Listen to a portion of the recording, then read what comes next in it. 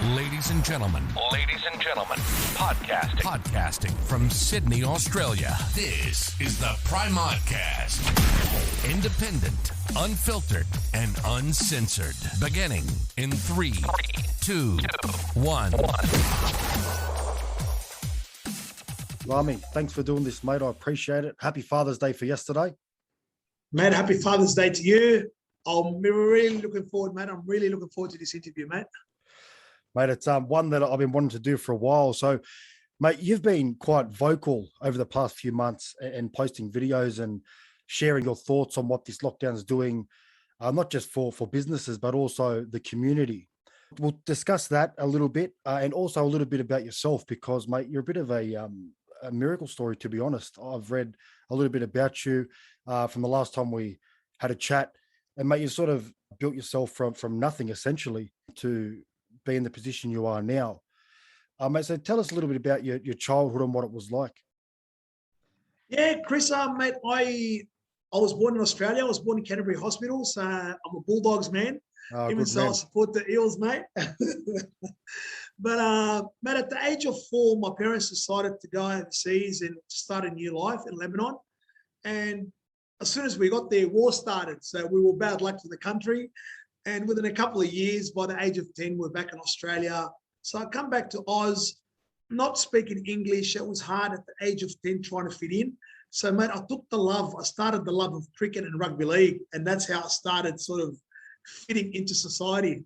That's sort of the background. And I went to school in Belmore originally and then Bunnerik High, which is quite a rough neighborhood. You know, it's a housing commission. So I had to grow up. I had to learn how to be tough. Not that I'm tough in any way, but you had to learn you had to learn your way around the streets. You had to learn, your EQ had to be, you had to work on your EQ. It wasn't just about schoolwork. It was about how you walk home from school, how you walk to school. It was quite a dangerous area back in I'm going back to the early 90s. Yeah. Okay, so, mate, how'd you get into restaurants? So I read somewhere you were doing delivery driving for a little bit. Yeah. So, mate, growing up in Bunnerik, again, you sort of like, when you grow up in those sort of areas, there's no one around, there's no one around that's sort of driving a nice car, where they're driving, wearing a suit or going to work. You find a lot of people are unemployed. You sort of feel like you're in an area or you're confined to a space where you're never going to make it. You're never going to achieve anything. And as a child, as a kid at that age, even the school that we went to was a tough kind of school. So you grow up, even with your career advisor, you're sort of feeling you either go to university and make something of yourself, or you're going to be a loser. And sorry, I don't mean a loser, but somebody who's not employed, who's unemployable, And we see a lot of those boys, those older kids that we looked up to in the streets of Bunnerik, who are unemployed, who are drug dealers, who are stealing cars, who were burning cars. I played a bit of footy, so I got to hang around those boys. So the fact, mate, that I was able to get a Pizza Hut job and as a driver, because I wanted something for my life, I saw that as an achievement because I was comparing myself to the guy who was stealing a car, if you like. And the fact that I was getting an award wage as a Pizza Hut driver, I was a champion. So, and I wanted to make something out of my life. Watching my parents lose everything from a young age when they went over to Lebanon and we had to come back after the war, I wanted to make something of myself. So, yeah, as a Pizza Hut driver, I took it very seriously, man. I thought I was like the Prime Minister of the country, if you like. I thought, mate, the burden of wanting to deliver a pizza on time to a customer was like everything to me, man. I didn't want to let anyone down. And that sort of, I guess, molded who I was, wanting to be a people pleaser, wanting to help people, wanting to, I became someone that, wanting to grow, I guess. Yeah. So, mate, so you done that for a while and then you decided to start your own business? Was that the restaurant we know it as today, RASHAYS, or was something prior to that? No, it's 100% RASHAYS. So I meet my wife. She's my manager at Pizza Hut. And because I'm excelling and I'm fighting and I'm trying my best, I'm learning all sorts of strategies here. I'm learning about how to build a business, how to bring a team together. I'm learning about teamwork, because I'm involving myself. I'm trying to learn about systems and how Pizza Hut is capable of growing and how they're international and what made them international and how you create a business, that's systemized, that you can grow. And so all that. So then by the age of 21, I went to my wife, babes, I can do this. I get it. Learning from the streets, what I have to learn in the streets compared to what I have to do in a Pizza Hut or in a restaurant environment would be a piece of cake. And that's where it goes. That's where it starts. It's a great story. And it just proves that if you back yourself, mate, you can achieve anything. You just got to have self-belief. Self-awareness is also very important.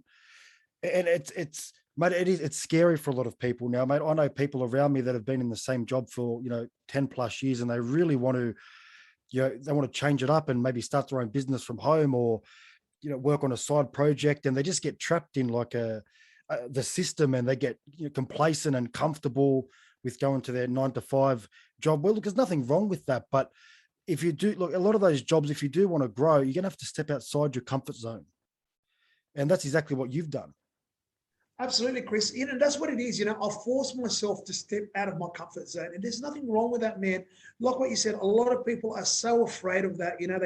They get set in their ways, and they think if I leave, they're too worried. They're too worried about, starting something for themselves.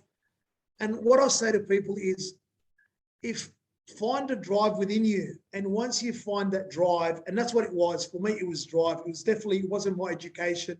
It wasn't my, it was just a drive and a willing to learn and just wanting to absorb everything. And if anything, where I'm fortunate, I started at a young age. Don't think I'll just do a job for 10 years, then I'll build a business. That's a big mistake. Start young and experiment young and take the chance while you're young. Yeah, absolutely. And I think based on the conversation we've had and what I've seen from you online, it seems like one of your really strong points, and it's a credit to your character, you seem to be a really strong leader.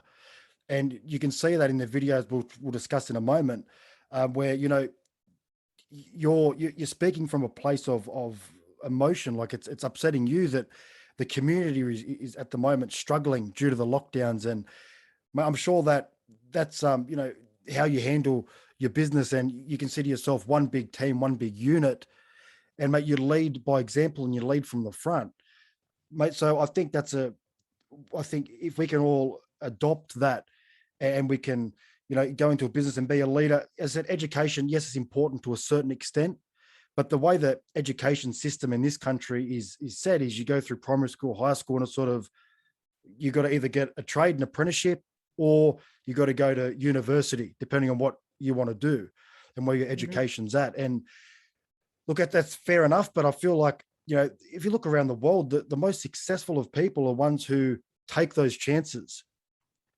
and they get out early and they do something different. And mate, that's what I'm really trying to, hopefully this podcast, that's a strong message we get across to the people, is that, mate, you can do it. 100% you can. And you know what? And this is something I honestly believe, Chris. The more of an underdog you think you are, that's an advantage. All right. So if you're an underdog out there listening to this podcast, consider that as your biggest advantage. You want to prove something. And the more you want to prove, the more you fight. The more you're in a position to fight. And adding to what you're saying, you look at the Steve Jobs, Elon Musk, all those, they're the two top that come off the top of my head. If you read their history, mate, they're fighters. They were people who were underdogs. They're people who were kicked out of their talk of Steve Jobs, he was kicked out of his organization. People couldn't even believe he could run his own business. And people will do that to you. And you know why people do that to you, Chris? It's because of their insecurities. Yeah. Because people believe they can't achieve, so they stop you. It's to protect you from falling over. You know how mum says to you, mum or dad, don't go in the sandpit or don't go near the water. They're trying to protect you. And that's probably, and yes, we need to protect our kids, and that's where it sort of gets molded into us. But mate, we've got to get to a certain age where we just go, you know what? I'm here. I have one life. I have one chance. What do I have to lose? And, just fight, man. And you see it in athletes. The winners are the ones who are always the underdogs. They're the guys that come out and end up being on top. The Rocky Balboa stories, mate. It's being the underdog definitely has its benefits. And mate, so okay, let's discuss this lockdown. So from your point of view, from what you've seen over, and this dates back to early last year, how's this impacting businesses? So speak first of all from a business point of view. What damage is this causing to businesses around the country? Oh man, it's massive, man. The price we're going to be paying is for years to come. It's the morale of people, that we've heard. Yeah, the business, the financial side, the government can print more money. They'll work out the financial sides. Our treasurers will work it out, and really, we've never had to think about what our treasurers are doing and what our government is doing. But from a small business, and that's what I want to focus on, from a small business side of things, man, it's broken people. Like, it's hard enough. Me and you just been discussing, Chris, how hard it is to find the courage to start something. Now, imagine having the burden of, going, what? I could start a business and one day somebody can come and close it down or tell me how to run it or stop it. Like, that's another burden, and meant that I think we're scarred for years and years to come. And all what I could say again to the listeners is, yes, it is going to be harder and it is going to be more challenging. But again, we're resilient. Human beings are resilient. When this pandemic started 18 months ago, and I remember sitting down and watching the Prime Minister at 11 o'clock say, you got to close your restaurants. I have 30 restaurants. They're all dining. And he said, 30 restaurants, I've got to close. No more dining. I could have easily said, okay, it is what it is. But no, the fighting spirit came out, and I wanted to beat that. And that's because what's in me, that fighting, and that's what I said. We've all got it. I just want people to tap into it. If you tap into that fighting spirit, nothing will stop you. Hopefully, you get what I'm saying, man. Yeah.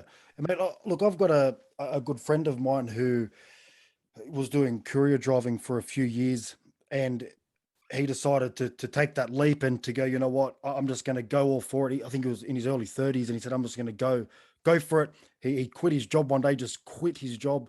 He has a family, so that's obviously a huge risk. And he started up a sort of a landscaping, lawn mowing business.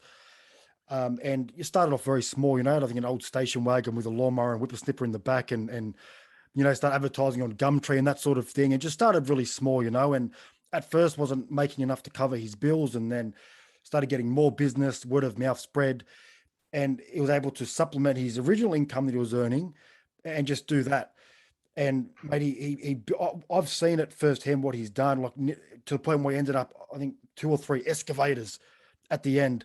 And mate, he was employing about 15 staff. And mate, I got a message from his wife a few months ago, and it's one I'll never forget, is that he was right at the edge, and she was concerned about him and said, she believed that he was on the verge of ending his life, that he couldn't take it anymore, and he lost everything. So mate, he put in a lot of work. I mean, the guy, whenever I spoke to him, the guy was at work, just day and night, he's at work building his business for his family. And when I got that message and I got in touch with her, and she goes, yeah, listen, he's not doing well. He's obviously extremely depressed, and he can't provide. He's had the ability to provide for his family taken away from him.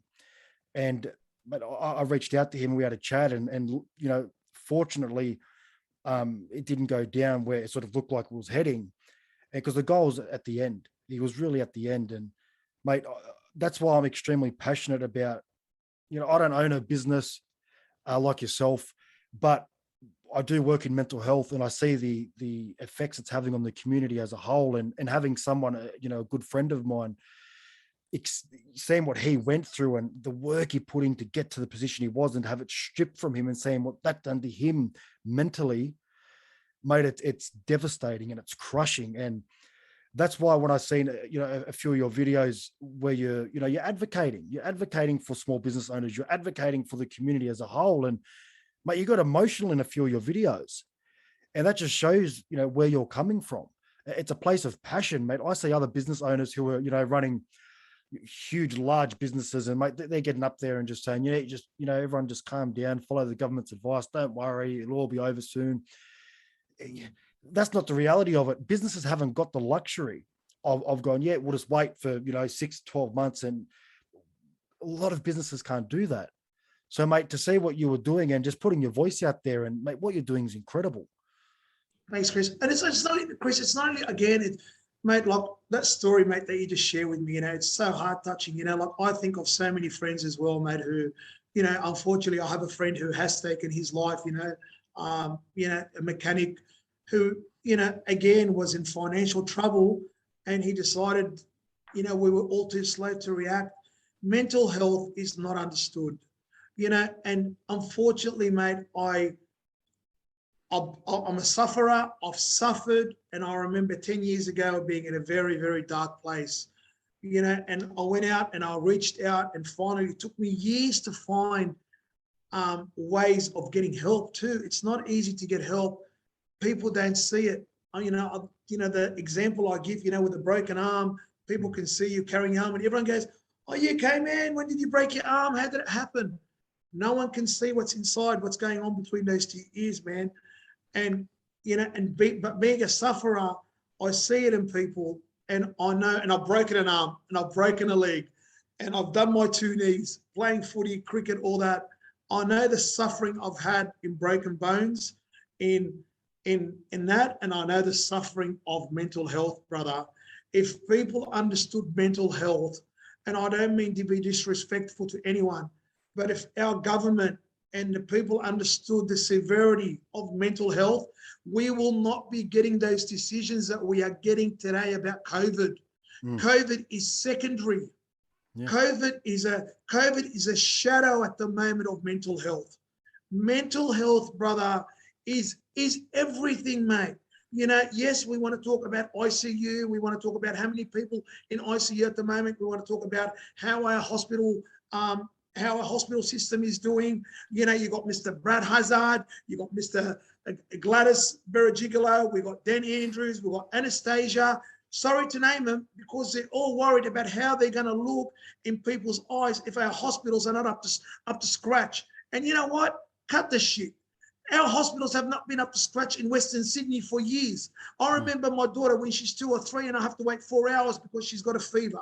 All right. Now they're trying to cover their asses. Stop covering your ass. That's what I say. And let's deal with issues. Yes, COVID is real. COVID is real. We've got to deal with it. We've got to protect ourselves. I believe we've got to listen to science, and we've got to work with them, mate. But for us, for somebody strong in leadership, not to be addressing mental health in a real driven way, in a real proactive way right now, mate, can you imagine how many dads and mums right now are sitting at home suffering? I'm watching it, and I've got to be careful what I say. My daughter's in the room as well. But Chris, mate, everyone is suffering, brother. I see it. And you know how it takes one to know one, they say? Yeah. Brother, what we're seeing, and imagine starting a business, Chris.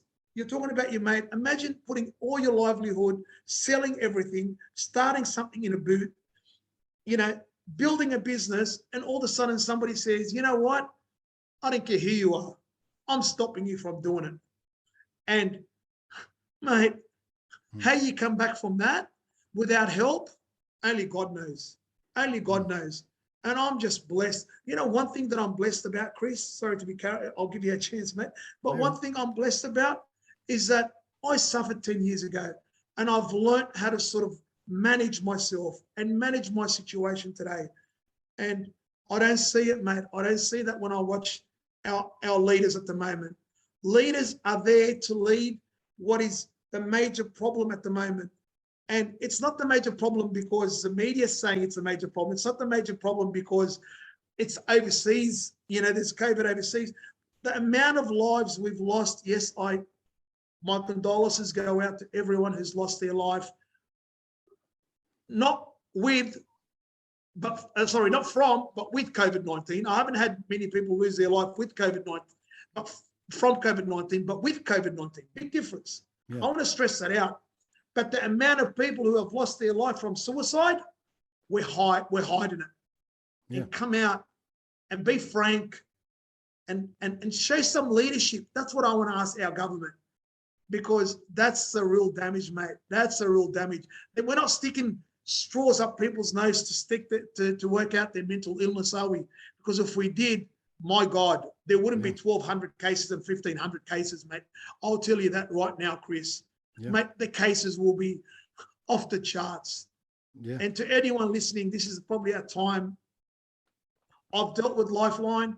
If anyone is listening and I've brought anything on, guys, the number I know it off my heart is 13 11 14. Please reach out. They're happy to take your calls. It's a great organization. Sorry, Chris, I had went on my little rant there, mate, but I'm so passionate about it. Mate, no, that's exactly what I want to hear, mate. And what the people need to hear is people like yourself standing up and speaking out. Now, I want to talk about two issues that you just mentioned. The first one being the hospital system, and the second being mental health as a whole. So with the hospital system, we know that, as you said, we're from the same neck of the woods. I'm Southwest Sydney. The hospitals out here have been shit since I was a child. Going to the hospital and you're waiting 5-6 hours plus to be seen in emergency. Unless you're having a heart attack, you're not going to get through within anything less than 2 hours. Not going to happen. Now, there's ways. Now, I'm not going to get into the sort of medicine side of things because we're both not doctors, but I've spoken to a lot of doctors and professors who have spoken about a lot of early intervention treatment options that are there for COVID patients. They get the virus, as that it's very treatable at home with different methods. I'm sure you've seen recently Joe Rogan overcome it within 2 or 3 days. 100%. 100%. Yeah. Now, he's got no agenda. He's not getting paid by any of these companies, or he's being honest and speak. Look, he's not the youngest bloke in the world. He's in his, I think, mid-50s. Granted, he's a very fit and healthy individual, but, he's getting blown up about speaking about it. Now, if that's his story and that's what he's done and he's prevented serious illness, that's terrific. I think we should be looking at that as an inspiration, inspiring us to look more into what he's discussing. And, serious illness, as you said, COVID is definitely real. There's no doubt about that. You've got people out there that are conspiracy nuts that will say, oh, it's all bullshit. It doesn't exist. It's just the flu. No, it definitely exists. It's real. But hospitalization rates is dependent on a few factors, one being the individual. Like, we know that the seriousness of this virus is determined by a few things, age being one, underlying health conditions being two, and just the overall health of an individual. So if you're somebody who, just say, let's put two 50-year-olds together. One of them has a stationary job. They sit at a desk all day. They eat takeaway for lunch every day. They don't exercise. They don't look after they don't supplement with vitamins and minerals. They're just generally unhealthy people. And then you look at another man who's same age, but he's, active, eats the right things, takes his vitamins and looks after himself. And the virus is going to affect them two people very differently, right? So what I would like to see from the government, instead of them whinging and complaining about hospitalizations and that, hey, listen, it's your fault because you didn't get vaccinated. It's, that's the reason why our hospitals are getting full. They need to, as you said, cut the shit and be honest. Listen, get up there every day at 11 o'clock, address the importance of physical health, diet, exercise, things like vitamin D, vitamin C, garlic, things that are extremely beneficial to our immune systems, and then spend a bit more time talking about mental health. Mate, I made a video earlier today and put it on my Instagram, and I was very direct, and I said, just a friendly reminder to get the fuck outside, whether that's exercising, whether that's reading a book out in the sun, whether that's having a little picnic with your family in the backyard under the sun. Not only is it good for you to be under the sun, but mate, mentally, like if you go for a walk, you go in the backyard just for an hour and you feel completely different. It's amazing what it does for you. Chris, they took it the other way. They actually limited our exercise to 1 hour. Yeah. Instead of, like, what? Like, who is sitting around that room going 1 hour of exercise? Like, Are you serious? And I love reading between the lines. I'm a champion at reading between the lines. And that's telling me, mate, like whoever allowed that, and the 12 people, the 8 people, the 6 people sitting around the room going, you know what? Let's restrict people to 1 hour exercise. They weren't thinking of mental health, not even a tiny bit. Chris, come on, mate. Come on. And you know what it is? I'm glad we're having this conversation, Chris. And this is, people like yourself and I now get to sort of express ourselves and communicate. You know what? They haven't caught up. They still think they're dealing with people out there who are locked and they could do whatever they want. We're not a communist country, mate. Mate, I'm telling you, the higher they get up, and I don't care, I'm going to go out there on the record and saying it, mate, the higher they get up, they think their shit don't smell. Wake up, wake up, wake up. Mate, get in there, get it. Mate, Gladys, God love her, I was backing her early on. She wouldn't even know where Western Sydney is. She wouldn't even know what the flats look like in Fairfield. No. All right? She doesn't know. You know what? They stop us and they even put a curfew at 9 o'clock. But, mate, people were walking around, including doctors, I know. They were walking around at 11 o'clock because guess when when you start getting stressed out is usually late at night. Yeah. And they're saying, no. After 9 o'clock, don't. COVID, mate, the Delta strain comes out at night, mate. That's when it's flying around the air. Don't you dare go out after 9 o'clock. And if somebody was thinking mental health, that would not even make the table. Whoever made that suggestion at the table, I don't know who it is, should stand up and resign now. Absolutely. Mate, absolutely. He's an idiot. He or she is an idiot. And whoever approved it is an idiot. Yeah. Sorry, Chris. Go on. Mate, no, you're right. I just get so passionate, mate. Mate, that's good. It's good to see. But, mate, as you say, like it's what they're doing is counterproductive. So, again, I went on Instagram a few weeks ago. I went up to Big W with my little one to look at a new bike for her so we can, go riding around and whatnot. A bit of exercise for her. And, mate, walking into Big W, they had the stores separated. So, essential and non-essential items, right? Now, I walked through the lolly section where they have lolly, the confectionery, the soft drinks and all that shit that we shouldn't really be eating a great deal of. I walked through there to go up to the sports, the fitness section, the bikes and the treadmills and all that sort of thing. And it was roped off. It was roped off. And I said to the guy who worked there, and I feel bad because I sort of took a bit of frustration out of him. It's just one of those things where you get, it's emotional for a lot of people. And we speak, people like us, we speak from inside, and unfortunately, some people cop it and they shouldn't. And unfortunately for him that day, I said, mate, why can't I go in there? No, it's not essential. I said, mate, are you fucking kidding me? I said, I just walked through a lolly aisle, which was open, to get to the fitness and outdoor sports section, and that's roped off and deemed non-essential. Mate, who makes this advice? Look, who? Oh, it's not us. It's from the government. I said, what? It's counterproductive to what we're trying to achieve. If they really were wanting us to get on top of the virus, they would promote exercise. They would promote good nutrition.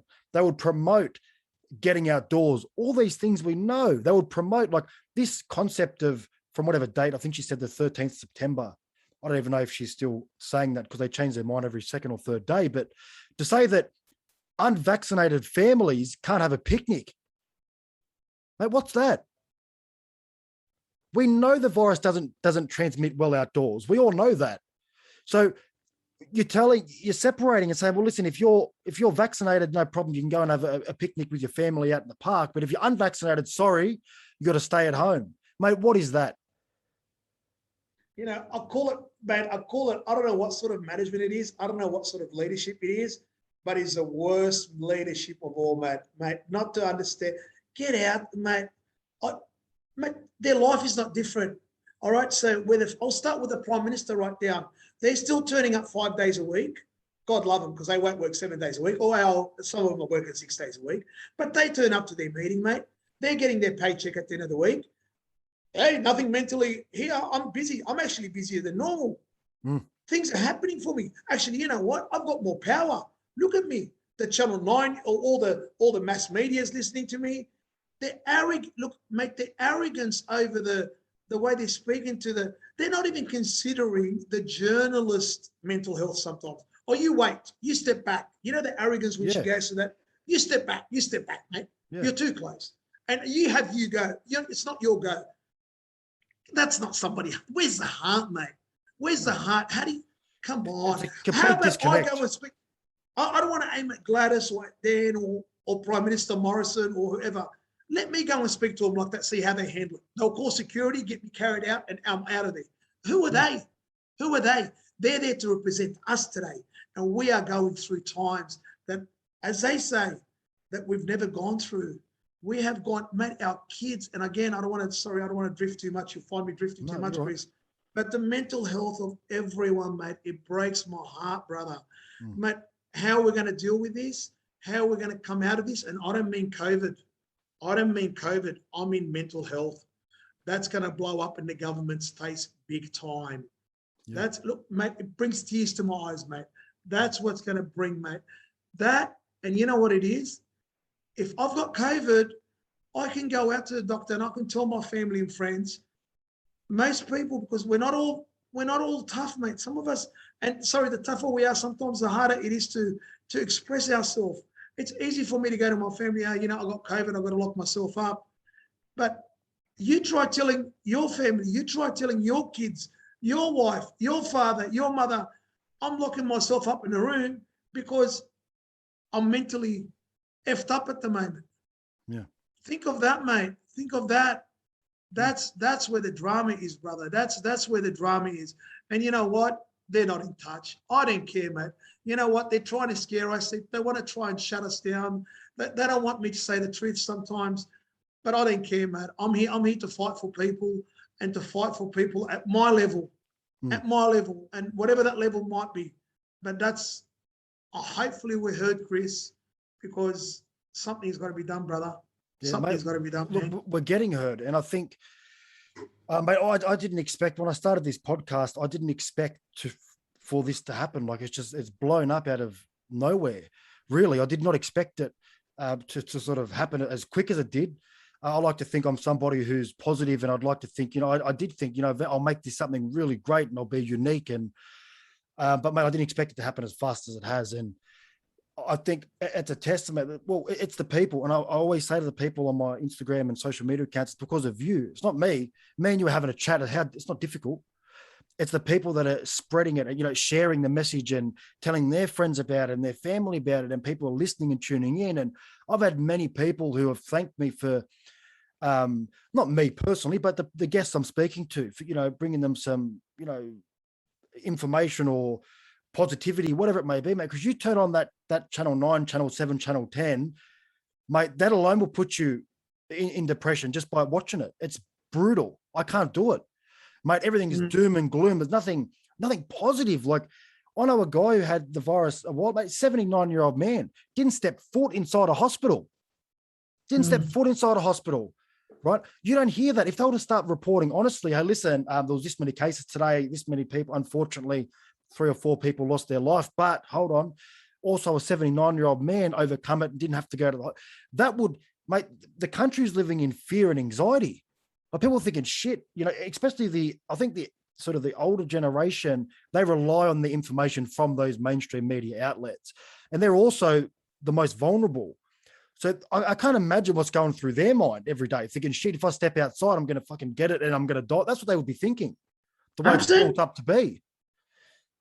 Mate, brother, they come out and, mate, like Chris, and without putting without giving ourselves credit, mate, but we could read between the lines. And you listen to them, you listen to the politician. It's fear. That's all they try and do. The first thing they say, 154 cases and 6 people dead. One is 90 years old with underlying condition. Another one's 70 with underlying condition. They don't tell us what the underlying condition. No, God forbid that gets in the way. God forbid that the gentleman had diabetes, had heart problems, he's been in hospital for 6 months. How many times have you heard him say, and the person has been in hospital? And mate, my condolences go out to that family. But come on, be fair. Be fair. Don't play political games. And what they're adding, and this is, Chris, honestly, I want you to take this point. What they're adding is they're adding more mental health issues on us. They're adding to the mental health. Don't worry, I'm going to go a step back here, Chris. Don't worry about them addressing mental health. They're adding to mental health. Yeah. I swear to you, I'm no lawyer, but I could put a case forward right now where I could say, you are contributing to my mental health. You are responsible. You know who I'm leading. I'm talking about the leaders. Yeah. You are actually adding to my mental health right now. If Yeah. that's the way I spoke to my staff, if that's the leadership I had in here, one, I wouldn't have a business. Number one, I'd have broken people. Number two, I'd have broken people. Like it's disgusting. Yeah, Yeah. It is. I've said it before. It is actually disgusting. It's people worried about their own jobs, and it's people worried about how they look, and in the hardest time in a pandemic, which we both appreciate, Chris. It's in the hardest time. They got an agenda. Get out there, get vaccinated. I'm not saying wipe off your agenda, but don't do it in a way where you're gonna, mate. Look, I said it yesterday on one of my TikToks, and I regret saying it. They've made me believe, and I swear to God, Chris, and I said it, and it slipped out of my word, and I want to take it slipped out of my mouth. They've made me believe that my dad is not going to make another Father's Day. That's what they've got in my head. Yeah. That's the negativity they put in my head. Yeah. Mate, it's you know who's suffering though, with back to mental health. You know what? As I said, the virus is affecting the elderly, mainly the elderly, right? And the people like the people that are at most risk, they've retired. They've got some savings, well, most of them. I'm sure not all of them, but most of them. They've lived their life. They've, paid, worked 40 plus 50 years, paid their taxes. They're at the back end of their life. They're in a position where it doesn't really bother them whether they go to work. They don't, they're not reliant on an income each week. And the people that it is affecting mental health is the ones that are least affected by the virus. 20-year-olds, 30-year-olds, 40-year-olds. We're the group that's copying it, that's copying the brunt of it's mental, it's fatigue. Like if you listen to it too much, it will drain you.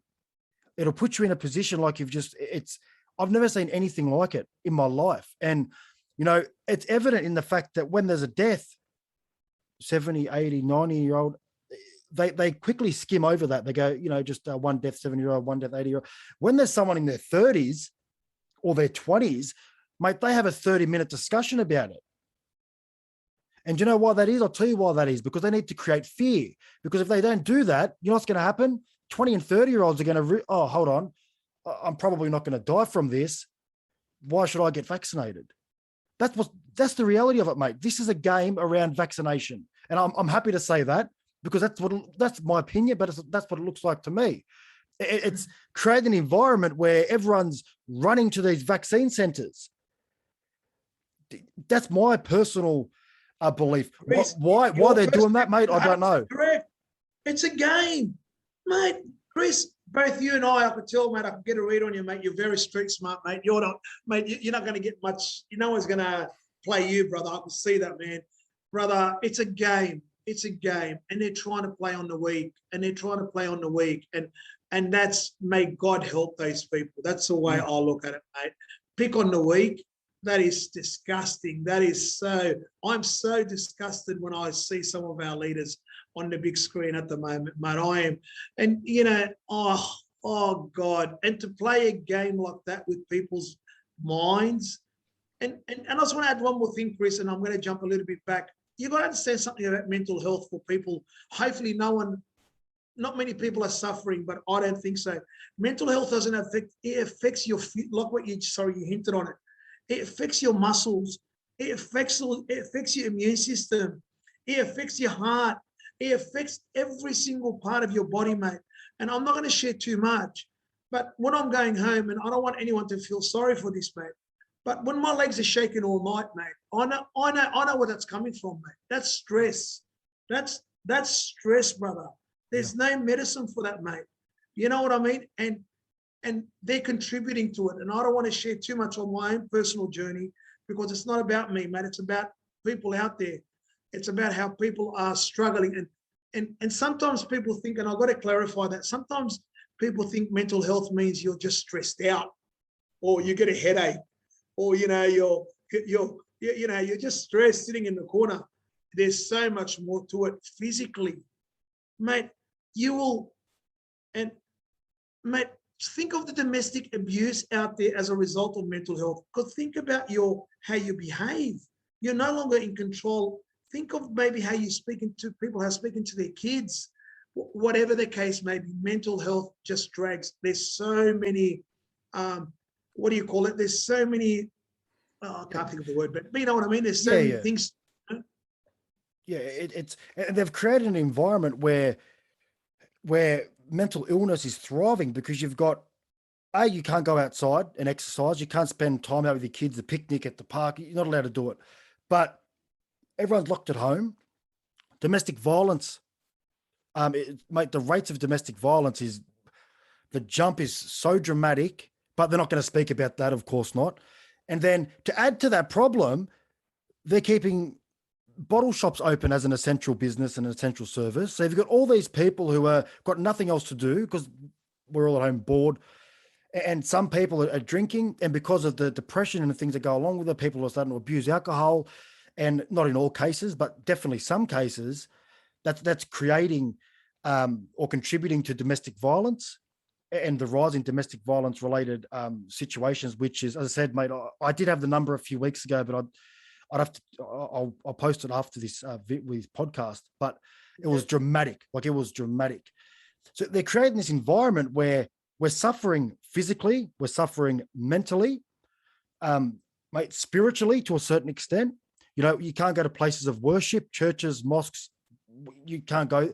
It's taking all of our basic human rights away. And the fact that people have the ability to do that is scary. And not only that they can do that, but they can do it like that, click of a finger, and it's all taken away. That's the scariest thing. You hit me on spiritual leaders, mate. Where are they? Where are they? Where's our spiritual leaders? With the Jewish, the Christians, the Muslims, the Hindu, where are they, mate? Where are they speaking out? Where are they fighting for their people? Mate, I honestly believe, they show us lines outside Lakemba, which is a hotspot, the LGA. They don't show us people going in for spiritual purposes at the mosque in Lakemba Mosque at the moment. They're showing us them going in to get a vaccine. Yeah. Like, come on, guys. Like, come on. I encourage every leader out there, please. And it's people with bigger voices than me, louder voices than me and you, Chris. It's time these people stood up and spoke from their heart. We're human beings at the end of the day, mate. Yeah. We're human beings, and we're here to fight for one another. And I just hope to God that we can all see light very, very soon, and we're able to, all stand together and work together and get out of this shit that we're in. Yeah, mate, and it's a joint effort. We've all got to do our part. And mate, you did your part on Friday. How did the auction go for your memorabilia? Yeah. How'd that go? Yeah, it's good, man. Like, we sort of, it was the first auction we ran. So we had 8 cameras. We should have had one device, but that's okay. It was chaos. I fell off the stage, which probably added to it. Anyway, mate. But the biggest thing that I'm proud of is it created awareness within my organization. Yeah. I've got over 2,000 staff, and the 2,000 staff, they looked at me, and they look at me as a leader, and they think, hang on, if Rami's willing to confront that, maybe I'm allowed to speak out. And hopefully our customers as well. That's been the biggest win. Hopefully our customers are going, you know what? I'm allowed to talk about mental health. I'm allowed to be mentally ill, because it's not like you have a choice. It's not like you go, I don't want to be. It's not like I don't want to be ill. You got no choice, right? Yeah. So hopefully I've been able to create that awareness. And the fact so far we guaranteed over $16,000. It's hard with an auction collecting money. Yeah. But like what I said, that's the least I could do, mate. That's it. Again, the win. I went to sleep on Friday night just going, like, I was able to achieve something a little bit for society, mate. So thanks for asking, Chris. No, that's all right, mate. Look, it's a great thing you did. And when we spoke about it, I think it was Thursday night, mate, I'll let you know that it's important that we all do our part. And mate, you've done your part. And mate, look, not all of us are in a position where we can do, the same. I mean, some people don't. Like me, I'm lucky that I've got a pretty big platform, and I can speak and have these conversations with people like yourself and sort of raise awareness that way. Financially, mate, I can't do much. I'm not in a position where I can do a great deal, but we've all got ways that we can contribute, whether just by being a voice, whether it's, mate, I've got a few items, a merch store that I have for the podcast, mate. And yesterday for Father's Day, I just gave away some hats and things. Like, I can't do much, but mate, as long as we do a little bit to help out and contribute, because mate, this is going to be the biggest problem. And we're going to see this in a few years' time. We're seeing it immediately, but wait a year, wait 2-3 years, and you're going to see the effect of this last 18 months and what it's done to people mentally. And then we're going to have another pandemic on our hand, and it's going to be mental illness. That's exactly what's going to happen. And mate, I really wanted to speak, and praise you for your leadership. And mate, look, to be honest, we'll talk about this very briefly. I've known you for a while, obviously, mate. I love your restaurants. I eat at RASHAYS more than I'd like to admit. But mate, the first time I really sort of saw you, instead of sort of being a businessman and more of an individual, when they come and arrested you for your staff not wearing a mask. And mate, when I saw that, mate, you were treated unfairly that day, in my opinion. And mate, you're standing up for what you believe in. And yeah, 100%, mate. They walked in one day, and they walked in that day, mate, and they're, and look, they've been given an order, to sort of mask and all that. And he came in here and, mate, heavy-handed on staff that I'm trying to protect. And I don't want to embarrass, I'll just use them as a group. And the first person that he spoke to was somebody who's, I know, is struggling mentally. And I hope she doesn't mind me saying that, or, and man, I'm like, mate, what are you doing? Talk to me. And not only was he out of line, that was the day they got an order. That was the line when they said, listen, go hard in the LGAs. Yeah. Let's go hard. And for them to embarrass me like the way they did, shame on them. But like what I say, mate, I still want to, I understand that they got families as well. Yeah. I want to look at their mental health. I understand the police are trying to do their job.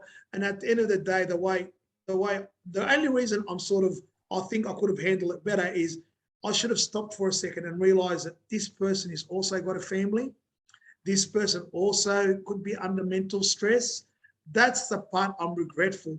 I looked at that person as a police officer, as opposed to I looked at them because there was hundreds. I looked at them as police officers, and I'm disappointed in myself when I should have stopped for a second and looked at them as human beings. That's when I'm disappointed in myself, because I'm sure they're going through mental, or if not, I'm sure they got a lot of stress on them. So that's my disappointment. That's my true disappointment. But mate, what a farce, what a farce. I'm disappointed not one of them. Okay, I missed it. I forgot about mental health. I forgot about that they're all going through different struggles, but not one of them was able to realize maybe I'm going through a mental struggle. Anyway, it is what it is, Chris. And I got to speak to Nolan, Commissioner Nolan. I can't think what his surname is now. And he was the next day, mate. He was on the phone to me and we spoke, and we understand, mate. I think the police understand they were out of line, and I don't want to say they were out of line. I don't want to encourage anything, man. At the end of the day, like what I said, we got to love each other. It doesn't matter at what level. Even when I say the leaders aren't doing their job, I want them to take something as well. They're trying to do the best they can, because the last thing I want to do is affect their mental health as well. So they're trying to do their job to the best that they can, but that doesn't mean it suits what's going on today. I just hope I'm heard clearly there, because they're human beings as well. And I want to work with every single human being out there, whether you're a leader, whether you're a prime minister, or whether you're a 6-year-old kid.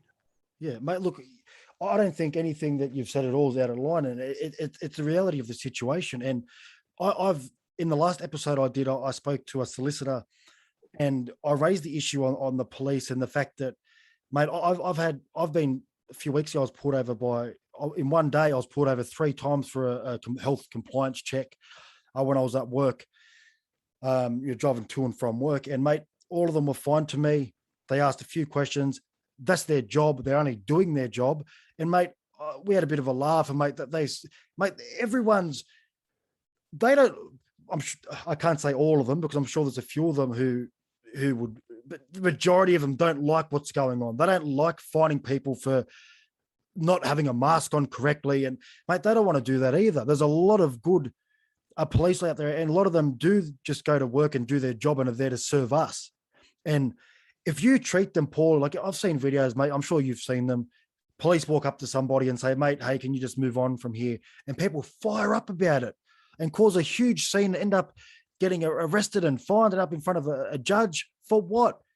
Mate, you're just told to move on. Okay, you know, maybe it goes against what you believe is right, but just do it. Like, don't make it harder on yourself. They're just doing a job. They have families as well. And I'm not saying that some police aren't stepping over the line, because that's definitely happening. But the majority of them are just doing their job.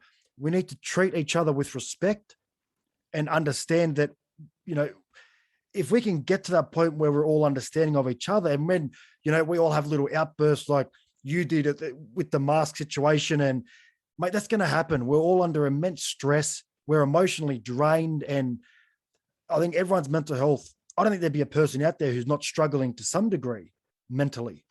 And that's going to have, you know, adverse reactions, whether it be mouthing off at somebody who doesn't deserve it, or, you know, saying or doing the wrong things. But mate, we all need to work together and get along and get through this, no matter how long it takes. Hopefully the politicians can start looking at mental health more seriously and, you know, do what they can do to help give us back, you know, some of those things that are important, family time at the parks, and, you know, maybe go to the beach and things like that, things that just will overall help everybody's mental health. If we can all work together in that direction, mate, it'd be a much better place. 100%, mate. Look, I'm very optimistic. I honestly think sometimes things have to get really bad before they get better.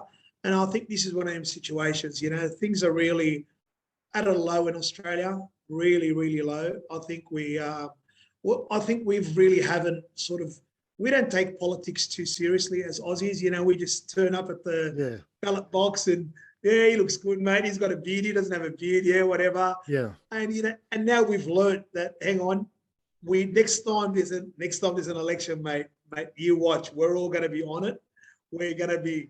It's going to be a different game for them, mate.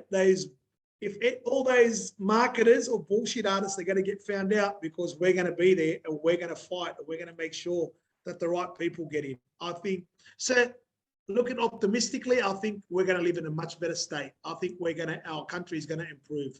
That's the optimism I have anyway. Yeah. Now, mate, one last question before I let you go. With this talk around,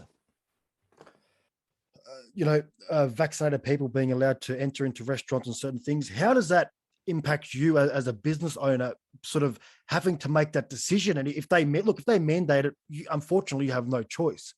But I'm sure you wouldn't be happy with excluding people just based on their vaccination status. I mean, is that something you're concerned about moving forward if that does happen? Man, excluding people, like, you make me think of when I opened a cafe. I used to chase the people down the street, grab them by the hand and force them into the restaurant, shoes on or no shoes. We especially in hospitality, you get into hospitality because you're a people person. And for me to say to somebody, I'm not serving you, I don't know how I'm going to deal with it. Even if it's illegal, I don't know how I'm going to say it. If somebody comes in and says, I want to feed, well, I'm going to say, no, mate, you haven't got a passport. I can't feed you. It goes against every single DNA, every single atom in my body. Like the way I'm brought up, mate, you feed people, then you eat. You know? That's right. And that's the game I'm in, mate. I'm in the game of putting smile on people's faces. I'm in the game of bringing people together. I'm in the game of bringing families. I'm in the game of creating entertainment for people. And for me to stand there and say to people, you can't come into my business, if they put that pressure on me, you're going to hear very, very loud Rami. Rami might even get louder, Chris. Oh, mate, I can't imagine, especially someone like yourself, mate. And you've created I know when I go to RASHAYS, mate, it's different to any other restaurant I eat in. It's a different atmosphere. It's a different environment. it's casual, but it's friendly, and there's families there eating, and mate, from all different demographics. It's not an upper class restaurant. It's not it's inclusive of everybody. That's the vibe I get when I go to a RASHAYS, that it's for everybody. Yeah. Yeah, and without putting tickets on myself, mate, I hope it represents who I am, because I'm inclusive. That's the way I was brought up, mate. To be inclusive of everyone, mate. I grew up around Indigenous. I grew up around Aboriginals. I grew up around, when I say Aussie, around Warren and Jono, and I grew up around Muhammad, and I grew up around Frankies, and I grew up around, and that's, mate, but I learned that we're all the same. We all bleed the same. We're all the same. It doesn't matter what color, how we are, whether we're big, small, and that's the beauty, mate. And and that's life. Yeah, that's life. That's humanity. And if we forget what humanity is about and we are one, we've lost the game. That's when we've lost the game, bro. Mate, but when you say that we are one, I put a post out this morning with that hashtag. And I put that post out and I said, you know what? I said, over the years, we see it. We see the mass media cause issues in society. So we go through periods of terrorism and anti-Islam sort of media, where it's sort of everyone against Islam. Then we see periods where it's, Australians versus, sort of the race, Australians versus Indigenous Australians. And then you see now vaccinated versus unvaccinated. And mate, that's been happening for as long as I can remember. There's always a particular, let's just call it agenda going on that's causing a division in society. And at the moment it's vaccinated versus unvaccinated, but mate, division isn't necessary. We're all human beings. Doesn't matter what color you are, doesn't matter what religion, doesn't matter what sex you are, it doesn't matter. We're one, the way I look at it, we're one organism, right? 100%. Chris, I've got something to contribute. Maybe, I don't know, maybe me and you could become leaders, mate. No, but it's oh, mate, I couldn't do it. I couldn't. But you know what? Like the thing I hear, when I hear, now we just had in New Zealand, somebody from ISIS stabbed 5 people in Woolies, in a supermarket. You heard about that? Yeah. For me, it's simple. A human stabbed 5 humans. What's that got to do with his religion? We say, this country is attacking this country. No. Humans are attacking those humans. Yeah. Let's put all that aside. We are human above all. There's something that's unwritten. It's I think you would know about it from mental health. They can't politicians, sorry, not politicians, newsreaders or journalists don't report on suicide. They say, mysterious death, or which is fair enough. It's a code word. So same thing, mate. If I was in control of any media, if I had any power, any voice, that would be one thing I would introduce. You're not allowed to say this guy is from that sect or that religion or that country. A human did something to a human. I don't care. That's what's happened. Yeah. What they do, you know what I mean, is something else. But a human did something. And once we start thinking like that, we're going to move along forward. We're going to move a long way. We're going to move a long way forward as humans, mate, in humanity. Mate, absolutely. And that's like the old saying is that guns don't kill people, people kill people. That's a similar principle. Exactly. It's the person's intention, mate. I've got many friends from all variety of religions. Not one of them are bad people, and that's the same, mate. You're going to have different races that are good and bad in everything. That's the point. Now, stop highlighting that and stop saying, because you see what's happening in New Zealand. They're very quick. Radical Islam, straight away, bang, terrorism. But you don't see that when John Smith, a white Australian goes out and which we've seen with that, what's his name? I don't want to mention that grub's name, but the guy that went into the mosque in New Zealand and shot those innocent people. Mate, initially it wasn't looked at as terrorism. They refused. It's like they refused to say the word terrorism unless it involves Muslims. Let's be honest, right? It's like, man, you can't. Terrorism is an act of terror. That's the core of the word, is terror. If somebody's causing terror, to other people, they're a terrorist, right? Doesn't matter what color they are, what religion they are. The sooner we can stop that and stop the labels, as you said, an individual kills somebody, not the religion. No, it's human, man. It's humans, man. We're exactly this human did this to that human. That's all. Stop it at that. Stop it at that and watch the changes, mate. And well, you know what? Again, Chris, let's be optimistic. I think we're heading to better places, mate. I think, like what I said, sometimes, hardship brings ease. After hardship, there's ease. And I think we're gonna. And I love, mate, I love your voice. Honestly, this, I'm not pissing down your pocket, Chris. I could just see you work from your heart, man. And it's, mate, good on you, brother. I'm really honored to be on your podcast today, man. It's just, I could see, I hear you talking from the heart, and that's what I love, man. Mate, that's what I love. Step back to you, man. It's you see that in people. You see when people are real, and you see when people are fake. You can see, and that's you can judge that based on emotion. You can tell whether a person's speaking from the heart, from inside, or they're just saying it because they feel like they have to say it. And brother, that's what really stands out about you. So listen, I'll let you go, man. You probably got things to do, but I really appreciate you being here. We can do it again whenever you want. Let me know. Mate, anything you get involved, any initiative, like your auction on Friday night, for example, mate, please let me know. I'll do all I can do to help raise awareness to that. And mate, I'll put some links up also to this podcast because I understand that it may be triggering for some people. So I'll put some links up for some counselling and mental health services. But mate, thank you very much. It's been a pleasure chatting to you. Likewise, Chris, mate. Honestly, great honor, mate. I've enjoyed the hour, mate. Thank you so much, Chris. Thanks, Rami. Take care, brother. See you, man.